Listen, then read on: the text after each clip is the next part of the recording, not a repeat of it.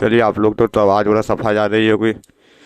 चलिए आप लोग देख रहे हैं साइंस क्लासेस, जितना भी फैमिली साइंस क्लासेस की फैमिली देख रहे हैं सभी को वेलकम है और स्वागत करते हैं। सही सब प्यार सपोर्ट बनाए रखिए।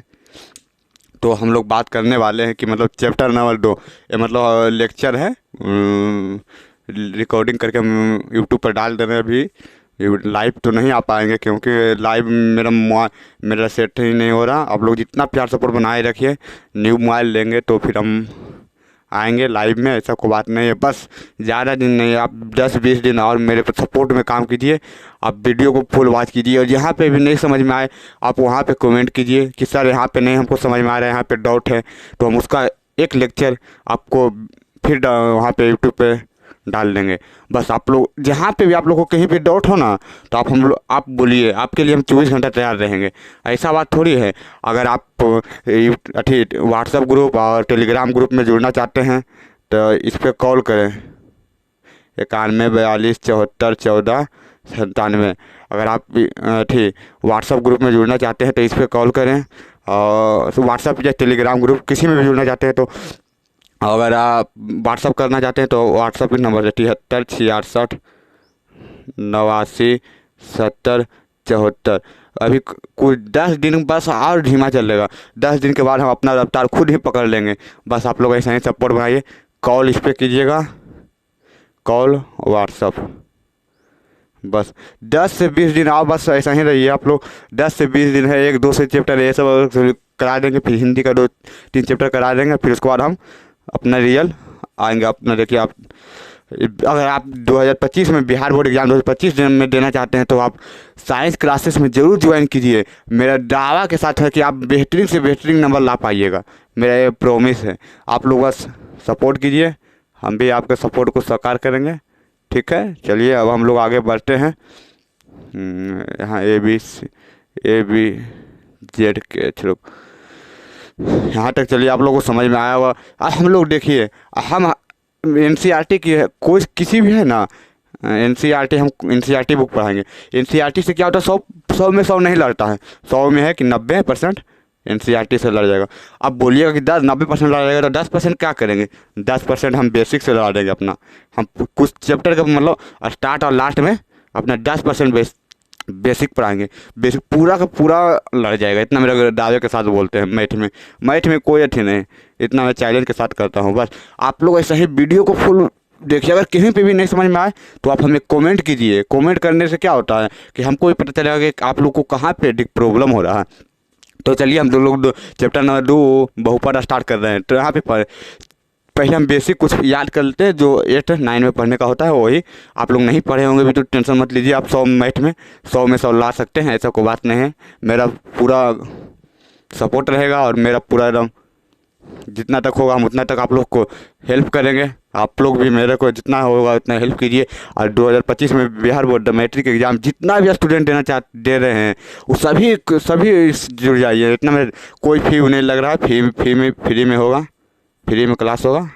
अभी तो लाइव क्लासेस हम नहीं आ पा रहे हैं, इसके लिए क्षमा चाहते हैं।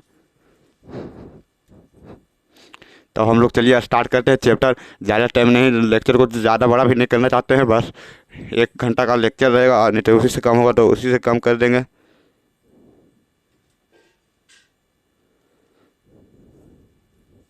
चलिए अब हम लोग बात करते हैं क्या चर क्या है। अब पहले क्वेश्चन हम समझते हैं, चर क्या है। तो यहाँ पे क्या लिखा है, ABCD के जेड के अक्षरों को हम चर कहते हैं। चर किसे कहते हैं? ABCD के सभी अक्षरों को हम चर कहते हैं। ABCD क्या है? ABCD के अक्षरों को चर कहते हैं। ABCD से A हो गया, B हो गया, C हो गया, D, इसको हम चर कहेंगे। अभी 4 है तो इसको हम चर कहेंगे। आगे पढ़ेंगे कि 4 को हम क्या कहते हैं, क्या कहते हैं 4 को हम आगे क्या कहते हैं, आगे पढ़ेंगे। यहाँ पे क्वेश्चन आएगा, चर क्या है, चर किसे कहते हैं, चर क्या है। ऑब्जेक्टिव में आएगा, जैसे आएगा ऑब्जेक्टिव में क्या 2 4 6 A, इसमें चर कौन है? तो चर कौन है? ABCD के सभी अक्षरों को हम चर कहते हैं, तो चर है। तो अब हम लोग अगर क्वेश्चन पे चर क्या है तो चर क्या है ये दो ऑब्जेक्टिव में आएगा। बस बेसिक आप लोग याद रखिए, आगे काम देगा। ठीक है, तो यहाँ पे हम लोग ऐसे लिख सकते थे, चर क्या है तो चर मतलब चर वह राशि है जिसमें ABCD के सभी अक्षरों को हम चर कहते हैं। हम ऐसे ही बोल सकते हैं चर वह राशि है। हम यहाँ इसको शॉर्ट में किए हैं, ठीक है। ABCD के अक्षरों को हम चर कहते हैं। तो इसे हम लॉन्ग में भी ऐसे लिख सकते हैं। चर क्या है? चर वह राशि है जिसमें केवल ABCD के सभी अक्षरों को हम चर कहते हैं। ऐसे में का आ जाएगा तो चर थोड़ी होगा। का खा ABCD में आता है नहीं ना। तो ABCD केवल ABCD रहेगा तो हम इसे चर कह सकते हैं या ABCD कह सकते हैं। पर इसे हम अगर खा रहेगा तो हम चर कहेंगे। ये नहीं, आगे पढ़ने का है। अब यहाँ पे F रहेगा तो इसे हम चर कहेंगे। क्या क्या कहेंगे? चर कहेंगे, ठीक है। अब यहाँ पे जाइए, अचर किसे कहते हैं? अरे भाई चर तो हम लोग समझ में आ गए कि ABCD के सभी अक्षरों को हम चर कहते हैं। क्या कहते हैं? ABCD के सभी अक्षरों को हम चर कहते हैं, ठीक है। यहाँ तक तो आप लोग को बेहतर तरीका समझ में आएगा। अगर आपको लोग को कहीं पे भी डाउट होता है तो आप लोग कमेंट कीजिए। आप लोगों को कमेंट हमेशा तैयार रहेंगे पढ़ने के लिए। बस आप लोग ऐसे ही प्यार सपोर्ट बनाए रखिए। बस अब कुछ दिन का इंतजार है, फिर हम लाइव में आएंगे। लाइव में आके पूरा धमाकेदार से आप लोग को मैथ पढ़ाएंगे। ऐसा पढ़ाएंगे कि आपने कभी ऐसा पढ़े ही ना होगा। बस आप लोग ऐसा ही प्यार सपोर्ट बनाइए और कुछ नहीं। आप लोग को ऐसा मैथ का फार्मूला आप लोग ने बोलते हैं कि मैथ का फार्मूला याद करने का बहुत बड़ा टेंशन होता है। टेंशन क्या यार, हम तो मैथ का फार्मूला ट्रिक से बताएंगे। हम कोई फार्मूला नहीं आप लोग को याद करने देंगे, बस आप लोग को ट्रिक से हम याद करवा देंगे। बस यहाँ पे आप लोग देखिए, चर क्या है? ABCD के सभी अक्षरों को हम चर कहते हैं। अचर यहाँ पे देखिए 1 2 3 4 गिनती के सभी अक्षरों के अचर कहते हैं। तो अब गिनती हम 0 को कह सकते हैं चर। तो आप बताइए, गिनती में 0 आता है? नहीं आता है, तो इसे चर कह सकते हैं, ठीक है। अचर कह सकते हैं। अब यहाँ पे समझिए, गिनती के सभी अक्षरों को अचर कहते हैं। अब अगर कोई पूछे 5 दे दे, क्या है, कौन सी राशि है, चर है या अचर है, तो आप लोग क्या बताइएगा कि अरे गिनती के सारी संख्या को अचर, हम इसको अचर कहेंगे। क्या कहेंगे? इसको हम अचर कहेंगे। अगर दे दे Z तो क्या कहेंगे? चर कहेंगे। किस लिए? ABCD। यहाँ पे बस ये याद रखिए, ABCD के सभी अक्षरों को हम चर कहते हैं। क्या कहते हैं? ABCD के सभी अक्षरों को हम चर कहते हैं। अचर गिनती के सारे अक्षरों को हम अचर कहते हैं। गिनती के सारे अक्षरों को हम अचर कहते हैं। अब यहाँ पे आइए, बहुपद क्या है? अब हम लोग क्या चैप्टर पे आ रहे हैं, क्या पढ़ रहे हैं? अब तो ये दोनों बेसिक खत्म हो गया। चर किसे कहते हैं? तो ABCD के सभी अक्षरों को हम चर कहते हैं। अचर 1 2 3 4 मतलब गिनती के सभी अक्षरों को अचर कहते हैं। अब आइए, क्या पढ़ रहे हैं? बहुपद। तो बहुपद पढ़ रहे हैं, तो बहुपद पे आइए आप लोग। हम भी बहुपद पे आ चुके हैं, ठीक है। तो बहुपद में आए हैं। देखिए यहाँ पे बहुपद, चर x के एक बीजीय व्यंजक। बीजीय व्यंजक मतलब क्या हुआ? देखिए, बीजीय व्यंजक हम इसे कहते हैं Px बराबर, इसको हम बस ज़्यादा नहीं लिख रहे हैं, x² + 2x² 4x + 3। इसको हम और लंबा लिख सकते हैं। इसी को देखो हम लिख सकते हैं 8x4 + 3x³ + 4x² + 2। इसको हम और लिख सकते हैं। अब यहाँ पे हम लोग क्या लिख देंगे? 10 तक भी लिख सकते हैं और यहाँ पे ऐसे लिख सकते हैं, ठीक है। तो बीजीय व्यंजक क्या हो गया? ये हो गया Px बराबर, बीजीय व्यंजक क्या हो गया? चर x के एक बीजीय व्यंजक हो गया। क्या हो गया? ये बीजीय व्यंजक हो गया। यहाँ पर आप लोग समझिएगा बढ़िया से, क्या है क्वेश्चन? चर x के भी एक बीजीय व्यंजक। तो बीजीय व्यंजक इतना है, यही लिखा है। बस हम यहाँ से आप लोग को उठा के बताएं हैं। यहाँ मतलब यहाँ भी इतना भी लिखिए। अगर हमारा कानून मतलब हुआ, अगर 4 लाइन में भी लिखते हैं तो मेरा काम उतना ही हो रहा है। हम 2 लाइन में भी लिखते हैं तो मेरा काम उतना ही हो रहा है। तो हम क्या करेंगे? 4 लाइन लिखेंगे? बताइए आप ही लोग। हमारे जब 2 रुपये में हमारा काम हो रहा है तो हम 4 रुपये में काहल करेंगे, ठीक है। चलिए, यहाँ तक तो आप लोग समझ में आया होगा। तो चर x के एक बीजीय व्यंजक Px an xn के power plus an-1 power x-1 dot dot मतलब कुछ भी बीच में, मतलब जो भी हो सकता है वो लिख सकते हैं। और जहाँ a1 a0 a1 a2 an वास्तविक संख्या किसे कहते हैं? आप लोग पढ़े हैं, आप लोग 9th में पढ़े होंगे। वास्तविक संख्या किसे कहते हैं?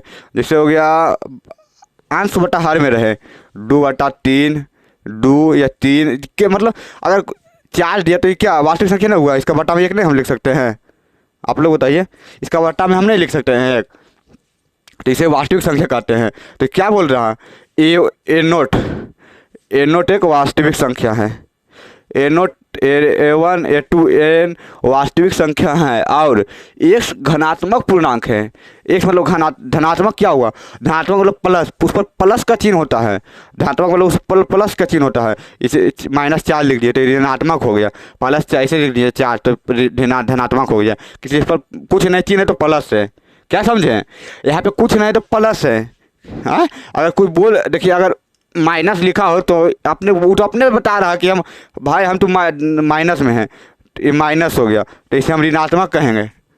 आप समझ लीजिए, ऋणात्मक प्लस, यहाँ पे प्लस तीन देते हैं,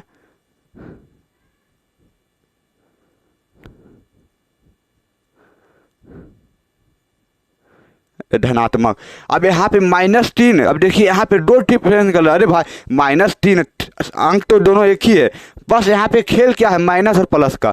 यहाँ पे माइनस है तो ऋणात्मक हो गया, यहाँ पे कुछ नहीं है तो प्लस हो गया, यहाँ पर कुछ नहीं तो प्लस है, कुछ नहीं है तो प्लस है, और कोई सा अक्षर के आगे कुछ नहीं है तो प्लस है। अगर दे देखिए हम माइनस हैं तो समझ लिए यहाँ पे देखिए अंक तो दोनों एक ही हैं, दोनों एक ही 3 है, पर इसके आगे माइनस लगा हुआ तो ऋणात्मक हो गया, अगर इसके आगे प्लस लगा तो ऋणात्मक हो गया। तो हम इससे स्पष्ट होता है कि अगर माइनस किसी अंक के बाहर, अगर किसी अंक के साथ माइनस लगा हो तो शब्द वो ऋणात्मक होगा, और कुछ नहीं लगा हो या तो हम प्लस को चिन्ह लगा सकते हैं, उसे धनात्मक कहते हैं। ठीक है, यहाँ तक तो आप लोग को बेहतर तरीका समझ में आया होगा। अगर नहीं आया तो कमेंट बताइए, कमेंट में हम आप लोग को लिए हमेशा बता देंगे। जहाँ A1 A2 वास्तविक संख्या, तो वास्तविक संख्या जिसे P/Q के रूप में लिखा जा सकता है, 9th क्लास में हम पढ़ाए थे और 10th में भी पढ़ाएंगे भी, जब चैप्टर नंबर 1 स्टार्ट करेंगे तब। यहाँ पे वास्तविक संख्या है और एक धनात्मक पूर्णांक है। अभी बोले ना धनात्मक, धनात्मक मतलब हर शब्द के आगे प्लस होना चाहिए, प्लस नहीं तो ऐसे होना चाहिए, तो ऐसे रहेगा तो इसके आगे समझे प्लस है, ये नहीं कि -3 दे दिया तो ये प्लस धनात्मक पूर्णांक हो गया, ये ऋणात्मक पूर्णांक हो गया। यहाँ पर तो आप लोग समझ में आए, चर x के एक बीजीय व्यंजक है, तो यहाँ पे तो धनात्मक होता है, तो हम बहुपद बराबर नहीं लिख सकते हैं, px बराबर x² + 2x + 3, ये हो गया बहुपद हो गया। अब इसका हम आगे क्या करने हैं, इसे तो अभी बहुपद हो गया, आप लोग तो बेहतर बहुपद बराबर क्या हुआ, 4x के एक बीजीय व्यंजक हो गया, px हो गया इतना इतना इतना, 2x² A1 x + A0, जहाँ ये इतना मतलब A0 A1 A2 बराबर वास्तविक संख्या है तो x धनात्मक, ये धनात्मक मतलब प्लस में होगा। ठीक है, तो यहाँ तक आप लोग समझ में आ गया। चलिए आप बहुपद के बारे में जान गए हम लोग, आप लोग जल्दी से जल्दी नोट कर लीजिए, नोट नहीं करिएगा तो फिर हम PDF भी डाल देंगे ग्रुप में, व्हाट्सएप ग्रुप या चैनल ग्रुप में जुड़िएगा। तो अब बहुपद पहचानने का नियम लिखेंगे। अब क्या लिखेंगे हम लोग, बहुपद पहचानने का नियम लिखेंगे। यहाँ तक देखिए समझ में आया होगा बेहतरीन तरीक़ा से। अब हम लोग चौथा में क्या करेंगे, बहुपद का पहचानने का नियम। चौथा,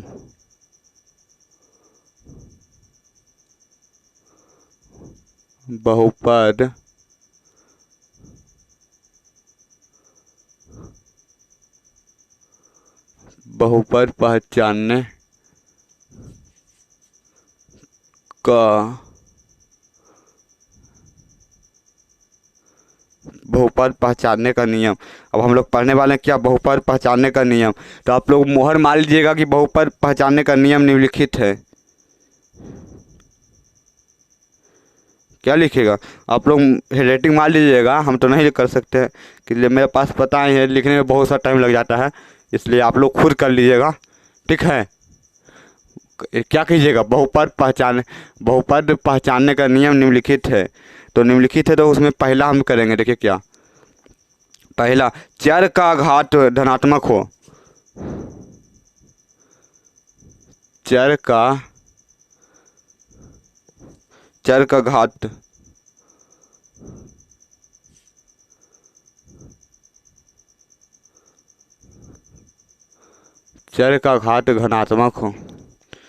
धनात्मक होना चाहिए।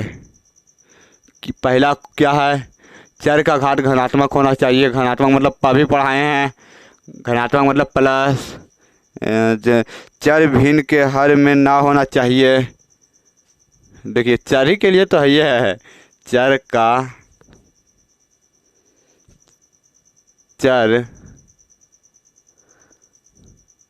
भिन्न में नहीं होना, चर भिन्न में नहीं होना चाहिए, चर वर्गमूल में ना होना चाहिए, चर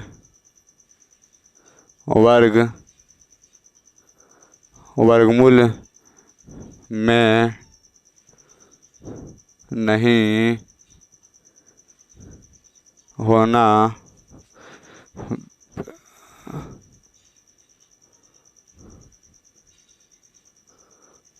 चाहिए, चर वर्गमूल में नहीं होना चाहिए, चर का घात भिन्न में ना होना चाहिए,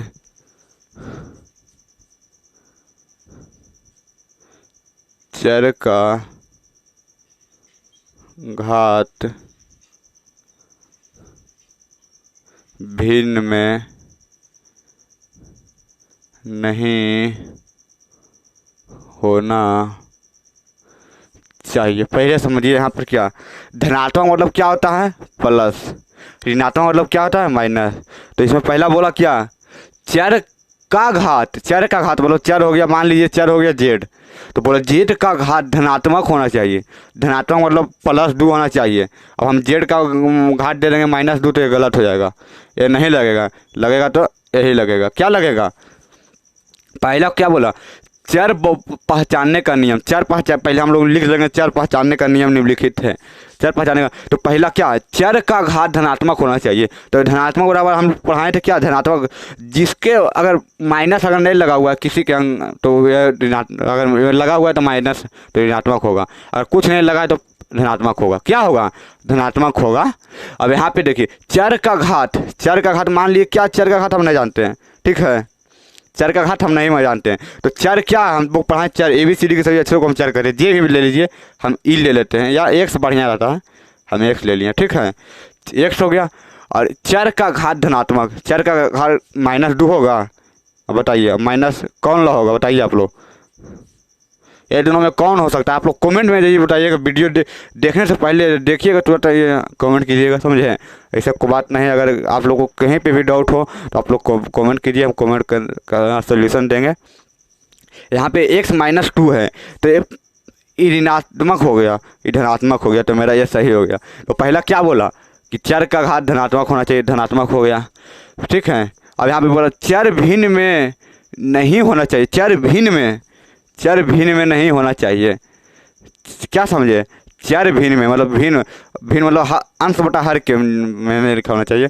जैसे 4/3 4/x नहीं होना चाहिए। जैसे भिन्न हो गया 4/3, ठीक है, तो यहाँ पे लिखेंगे ऊपर या नीचे जिसमें भी लिखिए, समझे। भिन्न मतलब क्या हुआ, बटा में नहीं होना चाहिए। भिन्न का मतलब मोटा नहीं समझिए, भिन्न का मतलब क्या हुआ, बटा में नहीं होना चाहिए, बटा में नहीं होना चाहिए, होना चाहिए तो x रहेगा, नहीं तो z रहेगा, नहीं तो y रहेगा, नहीं तो f रहेगा, कुछ भी रहेगा तो पूरा मिलाना चाहिए। ये नहीं कि ऐसे रहे तो ये फ्लॉप कर जाएगा, ये वाला काम करेगा। क्या समझे, दूसरा चर वर्गमूल में नहीं होना चाहिए, चर वर्गमूल में नहीं होना चाहिए। वर्गमूल में समझें, ऐसे चर वर्गमूल में नहीं, वैसे इसको हम क्या कहते हैं, यहाँ पे 2 हो गया तो वर्गमूल हो गया, और यहाँ पे 3 हो जाएगा तो घनमूल हो जाएगा। तो यहाँ पे वर्गमूल में नहीं होना चाहिए। अगर चर लिखा हो, पहला नंबर चर लिखा हो, तो इसका मतलब पावर जो हो प्लस में हो, स्क्वायर हो जो प्लस में हो, फिर ये बटा में नहीं हो, बटा में नहीं है, फिर ये ऐसे नहीं होना चाहिए, तो नहीं होगा। ये वाला हम लिख देंगे, ये वाला बताइए, अरे वो ये वाला बताइए कौन वाला सही है। तो आप लोग जब कमेंट में बताइएगा ये वाला सही है, क्योंकि ये तो देखिए क्या बोला, चर भिन्न में नहीं होना चाहिए, तो चर भिन्न में नहीं है, चर भिन्न में नहीं होना चाहिए, चर के वर्गमूल में नहीं होना चाहिए। तो ये तो वर्गमूल में है तो नहीं होगा। अब यहाँ पे तो ये ठीक है, चर वर्गमूल में भी नहीं है, धनात्मक भी है, सब कुछ है, तो चर का घात भिन्न में नहीं होना चाहिए। तो अब क्या बोला, अभी ई भिन्न में नहीं होना चाहिए। अभी बोल रहा क्या, हम मेरा पावर, हम रहेंगे ऊपर तो ऊपर ना रहेंगे। तो यहाँ बोला पावर भिन्न नहीं होना चाहिए, पावर भिन्न मतलब अच्छी होना चाहिए। पावर को मतलब ऐसे हम नहीं लिख सकते हैं, क्या ऐसे हम नहीं लिख सकते हैं, ठीक है। तो यहाँ तक तो आप लोग को बेहतर तरीके से समझ में आ रहा होगा। चलिए अब हम लोग आगे बढ़ते हैं बहुपद में। यहाँ पे समझिए,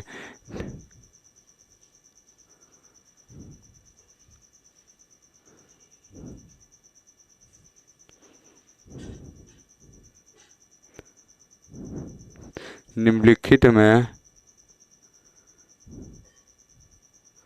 बहुपद,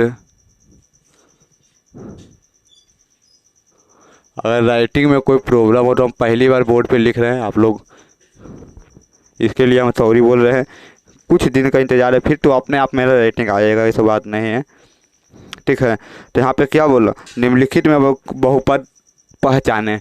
तो बहुपद पहचानने का क्या नियम है, आप लोग को पहले पढ़ाए थे अभी कि चर का घात धनात्मक होना चाहिए, चर भिन्न के हर में ना होना चाहिए, चर धनात्मक होना चाहिए, चर भिन्न में नहीं होना चाहिए, चर का वर्गमूल नहीं होना चाहिए, और चर का घात भिन्न में ना होना चाहिए, चर का घात भिन्न में नहीं होना चाहिए। तो हमने इतना पूरा फार्मूला यहाँ पे बस इतना याद रखिएगा ना। आप लोग बताइएगा कि है कि नहीं, जो रहेगा आप लोग कमेंट में बताइएगा। यहाँ पे कुछ दे रहे हैं, हम खुद बना के दे रहे हैं, और खुद अपना बताइएगा। 1 + 1/x c 4 + 3x/4 नहीं छोड़िए, ऊपर x चौथा 4x² + 3x + 2। अब इसमें बताइए निम्नलिखित में बहुपद कौन है। तो यहाँ पे देखिए पहला नियम क्या बोला है, नियम पे हम लोग जाएंगे। पहला नियम क्या बोला है, चर का घात धनात्मक होना चाहिए। तो चर का घात धनात्मक है, यहाँ पे कुछ नहीं ना, अगर -3 दिया रहेगा तब ना हम बोलेंगे कि कुछ नहीं वो दिया है तो एक धनात्मक है। -1 नहीं लिखा है कि हम धनात्मक, एक रहेगा तो ऋणात्मक कभी हो ही नहीं सकता है, एक धनात्मक ही होगा, समझें। यहाँ पे लिखा नहीं रहेगा तो ये देखिए धनात्मक हो गया पहला नियम तो काम कर गया भाई। अब यहाँ बोला चर भिन्न के हर में ना होना चाहिए, चर भिन्न के हर में नहीं है, ये भी बढ़िया हो गया।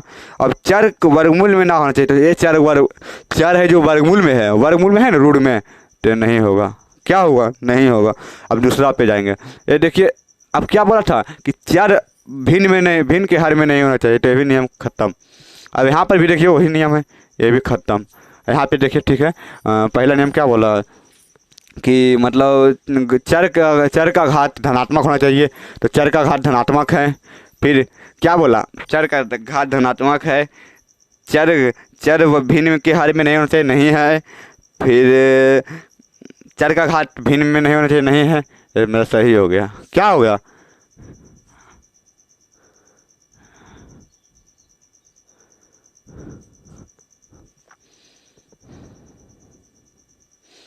बस आप लोग ऐसा ही, आप लोग को बहुत बड़ा कन्फ्यूजन होगा कि क्या होगा क्या नहीं होगा। आप लोग बस ऐसा ही सपोर्ट बनाए रखिए, और आपसे कुछ नहीं कहते हैं। बस यहाँ तक तो आप लोग को बेहतर तरीके से समझ में आया होगा। 1-2 एग्जाम्पल हम और दे देते हैं, आप लोग बताइएगा, बना के हमको कमेंट में मतलब आंसर दीजिएगा कि कौन सही होगा। A B C D 4/3 x² + 2x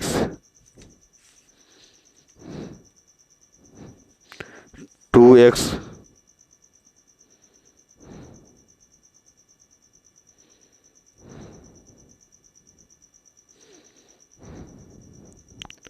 यहाँ पे देखिए 3x 1/x + 4 1/x plus 3x square plus 2, 4x square plus 4/x plus 3। अब इसमें आप लोग बताइएगा कि कौन सा होगा। अब फिर पहला 3x स्क्वायर प्लस, इसमें आप लोग क्या बताइएगा, इसमें आप लोग बताइएगा ना कि कौन सा मतलब नहीं है। 3x स्क्वायर 2x प्लस 4, दूसरा 2x Q plus 3x plus 4, सी तीसरा लीजिए 1/x plus 4x square 3x plus 4। अब इसमें आप लोग क्या बताइएगा कि इसमें बताइएगा कि कौन सा मतलब बहुपद नहीं है। इसमें बताइएगा क्या बहुपद नहीं है। इसमें बताइएगा कि बहुपद कौन सा बहुपद नहीं है, बहुपद नहीं है। अब हम लोग पढ़ेंगे क्या बहुपद का घात। यदि px में एक बहुपद है तो x का सबसे उच्चतम घात को बहुपद को घात कहते हैं। बहुपद का घात क्या कहते हैं। चलिए यहाँ तक तो आप लोग को बेहतर तरीके से समझ में, आप लोग को पूरा एकदम शून्य से लेके आ रहे हैं, आप लोग को पूरा एकदम स्टार्टिंग से कर रहे हैं। बस आप लोग जितना भी 10th का एग्जाम 2025 में देना चाहते हैं वो अभी तक साइंस क्लासेस में नहीं जुड़े हैं तो आप लोग जुड़ जाइएगा, मेरा ये एक बात है। और आप लोग जुड़ने के बाद आप लोग देखिए, आप लोग खुद ही अनुभव लगाइएगा कि कैसे हम पढ़ाते हैं। बस हम तो बोलते हैं ना, आप हम मेरा साथ दीजिए, हम आपके साथ देंगे, फिर देखिए क्या होगा, बेहतर से बेहतर नंबर ला लेंगे, इतना मेरा दावा है। बस आप लोग यही देखते रहिए। और हम लोग अब पढ़ेंगे क्या बहुपद का घात क्या है, क्या पढ़ेंगे। क्वेश्चन नंबर जो भी हो दे दीजिएगा आप लोग।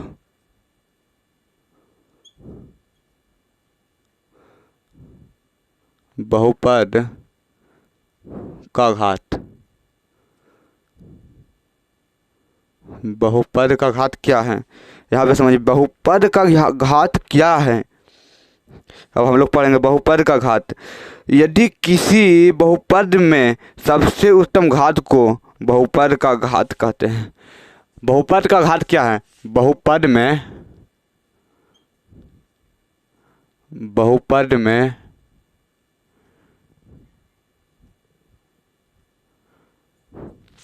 सबसे उच्चतम घात को बहुपद का घात, बहुपद का घात कहते हैं। क्या कहते हैं, बहुपद का घात कहते हैं। बहुपद का घात, यहाँ तक तो आप लोगों को बेहतर समझ में आएगा। बहुपद का घात किसे कहते हैं, बहुपद में सबसे उच्चतम घात को अगर बहुपद ले लिए 4x square plus 3x plus 2, तो इसमें क्या, इसमें बोला बहुपद का घात निकालिए, तो हम क्या करेंगे, बहुपद में सबसे उच्चतम घात को बहुपद का घात कहते हैं। तो सबसे उच्चतम घात, यहाँ पे कुछ नहीं, यहाँ पे 1 है, यहाँ पे 2, तो इसका घात कितना हो गया 2 घात। अब यहाँ पे 3x Q plus 4x plus 3। अब यहाँ पे पूछे घात क्या होगा, तो सबसे बड़ा घात क्या है, x के सबसे बड़ा घात 3, तो घात बराबर 3, कितना हो गया 3 हो गया। यहाँ पे बस अगर पूछे बहुपद का घात क्या है, तो बहुपद में आप लोग देख लीजिएगा कि x का घात सबसे ज़्यादा जहाँ पे है वही वाला होगा। अगर 4 है तो 4 हो गया, अगर 10 है x का घात तो 10 हो गया, ठीक है। सबसे उच्चतम घात को है हम बहुपद का घात कहते हैं।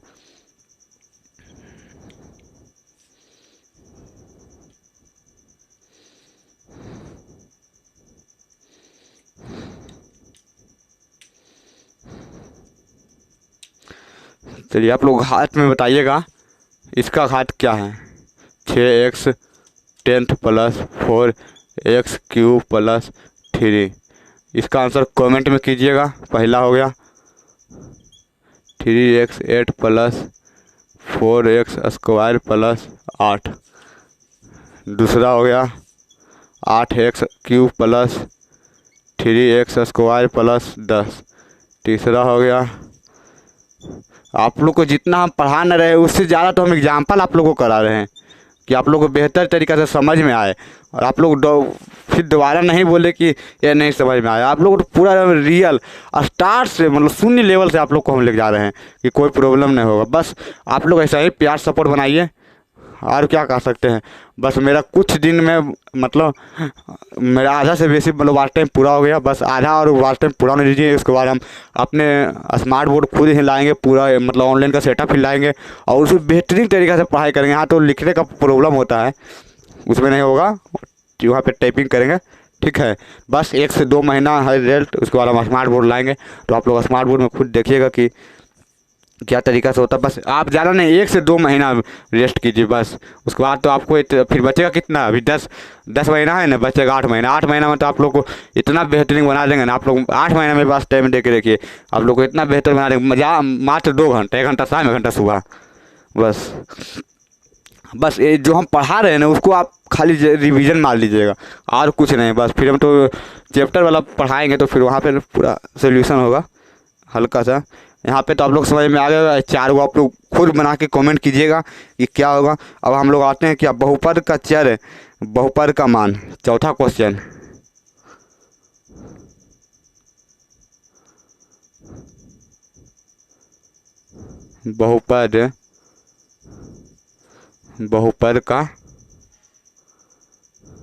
बहुपद का मान। चर का विशेष मान रखने पर बोलेंगे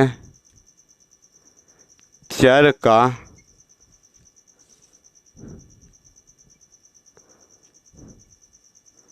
विशेष मान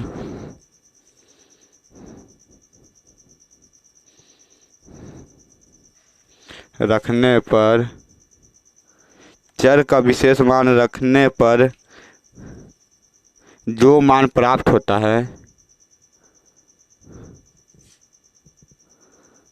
जो मान प्राप्त होता है उसे बहुपद का मान कहते हैं। उसे बहुपद का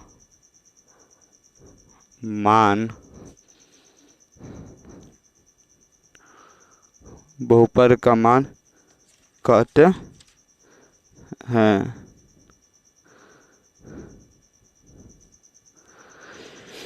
क्या हुआ यहाँ पे आप लोग समझ में आएगा। बहुपद का मान क्या हुआ, चर का विशेष मान रखने पर जो मान प्राप्त होता है। जैसे हम एक बहुपद ले लिए, क्या ले लिए, px बराबर 4x square plus 3x plus 3, ठीक है। यहाँ तक तो आप लोगों को समझ में आएगा। बहुपद का मान, चर का विशेष मान रखने पर, चर क्या हो गया, अब बताइए चर क्या हो गया। इसमें चर x हो गया, आप बोलिएगा पी नहीं होगा, आप x होगा, इसलिए चर हो गया x का मान हम क्या रखे हैं, देखिए यहाँ पे x का मान 2 रख दिए, ठीक है। तो 4 गुने x का मान 2 का स्क्वायर प्लस 3 गुने 2 प्लस 3, 4, 2 के वर्गमूल 4, 4 चक 16 प्लस 3 दूनी 6 प्लस 3, 16 6 22 3 25। इसलिए कहेंगे, कह सकते हैं कि नहीं, P2 बराबर 25। नहीं भी लिखेगा तो चलेगा, ये नहीं लिखेगा तो चलेगा, बस इतना आप लोग 25 लिख दीजिएगा बराबर आंसर, ठीक है। अब तो यहाँ तक आप लोग को बेहतर तरीक़ा से समझ में आ गया होगा। अब चलिए हम लोग आगे बढ़ते हैं। आप लोग को जहाँ पे भी डाउट हो ना हमसे बोलिए कि यहाँ पे डाउट हो रहा, हम हर सोल्यूशन देंगे। आप लोग को जितना बोले हैं उतना आप लोग खुद बनाइएगा, बनाने का कोशिश कीजिएगा। अगर नहीं बनेगा तो आप लोग कमेंट में बताइएगा, फिर अगले वीडियो में हम बताएंगे कि क्या होगा क्या नहीं होगा। बस ऐसे ही आप लोग देखिए। अब वीडियो को ज़्यादा से ज़्यादा शेयर कीजिए और लाइक कीजिए, कमेंट करिए, जहाँ पे डाउट हो वहाँ पे। तो यहाँ पे क्या होगा अभी,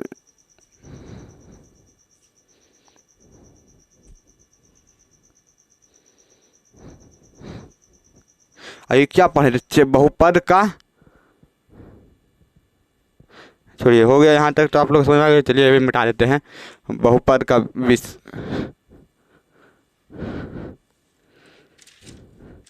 बहुपद का मान, चर का विशेष मान रखने पर जो मान, यहाँ पे बहुपद का मान क्या हुआ, चर का मान, चर का विशेष मान रखने पर जो मान प्राप्त होता है उसे बहुपद का मान कहते हैं। यहाँ तक तो आप लोगों को बेहतर तरीक़ा से समझ में आया होगा। अब हम लोग चलते बहुपद का शून्यक, शून्यक। बहुपद, अगर बहुपद का शून्यक क्या होगा, बहुपद का मान शून्य हो, जिस चर, अगर चर का मान क्या रखे कि बहुपद का मान शून्य हो जाए, इधर भी शून्य इधर भी शून्य, क्या रखेंगे कि बहुपद का मान शून्य हो जाए। आप लोग यहाँ तो समझिए। चलिए अब पहले इस पे एक दो एग्जाम्पल हम दे देते हैं आप लोग को, आप लोग बना के हमें ज़रूर बताइएगा कमेंट में। पी एक्स बराबर x square minus 3x plus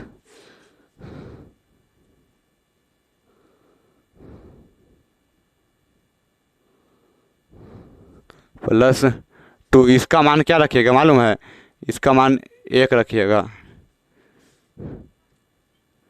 P x बराबर 1, समझे। यहाँ तक तो आप लोग को बेहतर तरीके से समझ में आया होगा। दूसरा पी एक्स बराबर 4x square minus plus 3x plus 4, इसमें रखिएगा पी एक्स बराबर 2। आप लोग 2 ही को बनाइएगा। चलिए अब हम लोग पढ़ते हैं बहुपद का शून्यक। आप लोग क्वेश्चन नंबर देते रहिएगा, हम यहाँ पे हेडिंग दे देते हैं। बहुपद का बहुपद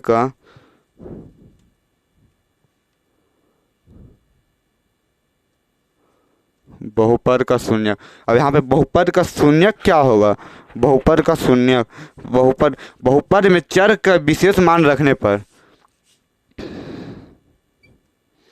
बहुपद में चर का वह विशेष मान, वह विशेष मान रखने पर, वह विशेष मान रखने पर यदि बहुपद का मान शून्य हो जाए, रखने पर यदि बहुपद का मान शून्य हो जाए तो बहुपद का शून्यक कहते हैं। क्या बोल, बहुपद का शून्यक, बहुपद में चर का वह विशेष मान रखने पर, मतलब चर मतलब अभी ABCD का वह मान रखिएगा जिसमें बहुपद का मान शून्य हो जाए। यहाँ पे रखे थे तो बहुपद का मान कुछ आया, 25 आया, जो भी आया, पर यहाँ पे ऐसा मान रखिएगा क्या कि जिसमें चर का वैसा मान रखिएगा जिसमें बहुपद का मान शून्य हो जाएगा। तो बहुपद हम देते हैं क्या आपको, देखिए आप लोग को एक वो देते हैं, बनाते हैं, फिर दूसरा आप लोग खुद बनाइएगा घर में और सॉल्यूशन कमेंट में जरूर बताइएगा। और x square plus 2x minus 3 x बराबर 1 पर, x बराबर 1 पर अगर आप लोग कुछ का बोले ना, अगर आप लोग को व्हाट्सअप ग्रुप में जुड़ना चाहते हैं तो 9142741497 पर कॉल कीजिएगा। और व्हाट्सअप करना है तो इस नंबर से व्हाट्सअप चलता है 7366 89 70 74। ठीक है, यहाँ तक तो आप लोगों को बेहतर तरीके से समझ में होगा। चलिए अब हम लोग बात करते हैं यहाँ पे क्या बोला है। यहाँ पे एक्स, यहाँ पे हम लोग मान लेंगे, सोच समझ के लेंगे। एक्स बराबर क्या होगा, बहुपद का शून्य, मतलब बहुपद का मान शून्य हो जाए। इधर भी जीरो हो जाए, इधर भी जीरो हो जाए, इधर जीरो नहीं इधर जीरो हो जाए, बस शून्य।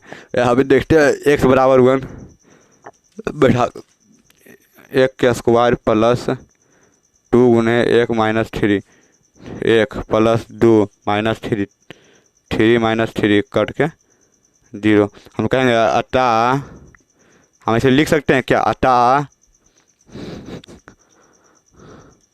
बहुपद क्या है, बहुपद x square plus 2x minus 3 के लिए,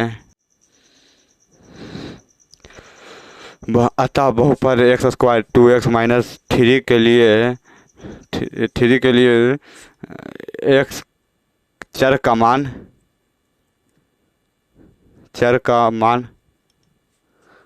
1 रखने पर बहुपद का शून्यक हो जाता है, बहुपद का शून्यक हो जाता है। ठीक है, लिख लीजिएगा इतना। ठीक है, यहाँ तक आप लोग बेहतर तरीके से समझ में आ रहा होगा। अब चलिए अब हम लोग आगे बढ़ते हैं। आप लोगों को जितना भी बोले हैं आप लोग बस उतना ही बनाइएगा और ये सब रिवीजन मार लीजिएगा कि रिवीजन सबसे, मैथ का सबसे बड़ा हथियार है तो रिवीजन है। अगर आप रिवीजन नहीं मारते हैं तो आप क्या पढ़ रहे हैं इसका कोई फर्क ही नहीं है। चलिए यहाँ पे तो आप लोग को बेहतर तरीक़े से समझ में आया होगा। और यहाँ पे उच्चतम घात तो यहाँ तो समझ आएगा।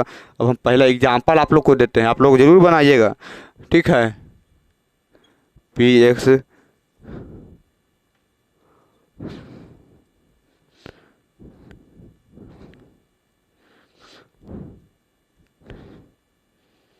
यहाँ पर भी x बराबर 1 रहेगा। क्या रहेगा, x बराबर 1 रहेगा।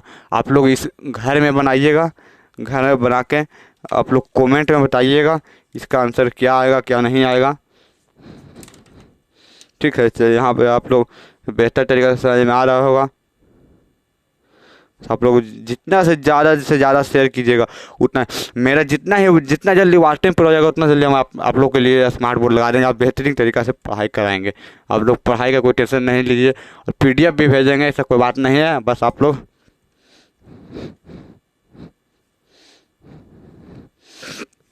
चलिए अब यहाँ तक समझ। अब एक प्रकार और पढ़ लेते हैं कि रैखिक बहुपद किसे कहते हैं और रैखिक बहुपद किसे कहते हैं, द्विघातीय बहुपद किसे कहते हैं। बहुपद का प्रकार बहुत होता है, समझे। बहुपद का प्रकार, अगर बहुपद का प्रकार बहुत होता है तो हम एक रेखीय बहुपद पढ़ते। रेखीय बहुपद पहला पढ़िए, रेखीय बहुपद, रैखिक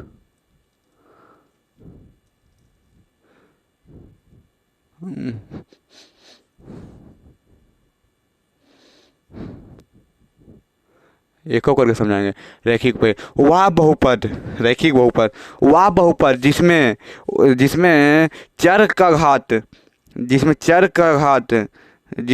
का उच्चतम घात 1 हो, जिसमें चर का उच्चतम घात 1 हो, एक घातीय बहुपद। इस रेखीय बहुपद को हम घातीय बहुपद भी कहते हैं। एक क्या एक घातीय बहुपद भी कहते हैं। ठीक है, क्या कहते हैं, रेखीय बहुपद को एक घातीय बहुपद कहते हैं। रैखिक बहुपद उस जिस बहु यहाँ पे रैखिक बहुपद में क्या होगा, किसी बहुपद में चर का उच्चतम घात 1 होता है, उसे रैखिक बहुपद कहते हैं। जैसे में 3x, इसका घात कितना है, 1 है। इसका घात कितना है, 1, x का घात 1 है। अगर कुछ नहीं बोले तो अगर द्विघातीय बहुपद, जिस बहुपद का उच्चतम घात 2 हो, द्विघातीय बहुपद कहलाता है। द्विघातीय बहुपद कहलाता है। क्या होगा, द्विघातीय बहुपद कहलाता है। तो इसमें हम क्या लिख सकते हैं, 2x square plus 3x plus 4, 3x plus 4 क्या, इसमें इन दोनों में कौन होगा। यहाँ पे जिस बहुपद का उच्चतम घात, जिस बहुपद एक ये हो गया, और एक ए हो गया। तो यहाँ पे बोला क्या, जिस बहुपद का उच्चतम घात 2 हो, तो इसमें कितना है सबसे उच्चतम घात 1, इसमें कितना है 2, तो ये मेरा सही हो गया, एक गलत हो गया। उच्चतम घात 2 बोला तो 2 सही। कौन होगा, जिसका उच्चतम घात 2 हो। ऐसे ही होगा, जहाँ तक भी आप ले जा सकते हैं। जैसे में लिख देते हैं यहाँ पे, एक दो एग्जाम्पल देते हैं, आप लोग कन्फ्यूज नहीं हो जाएगा। 3x² plus 4x plus 8।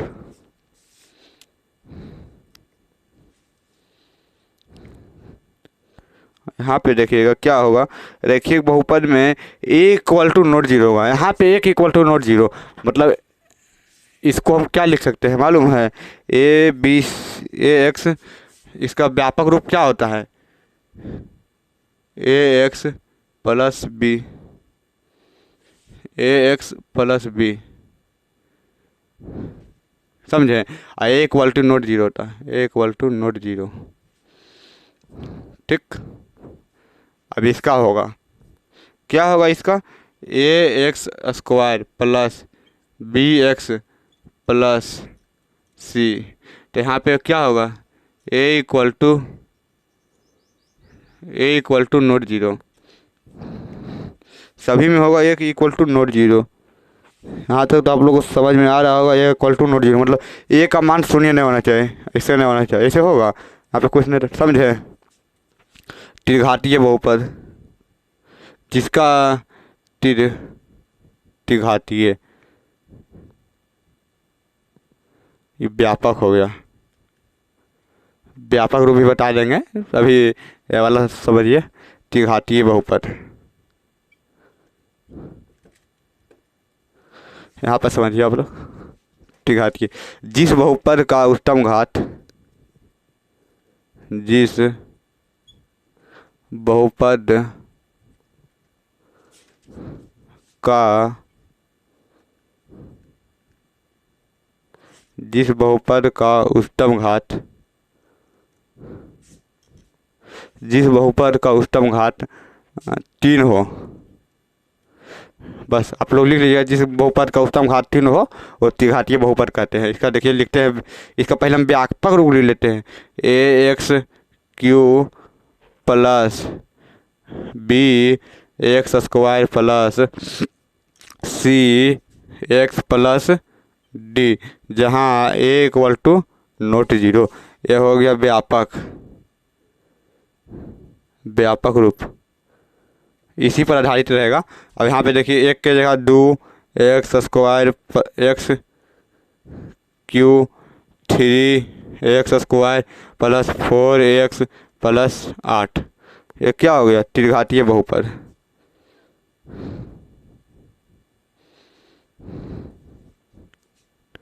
त्रिघात बहुपद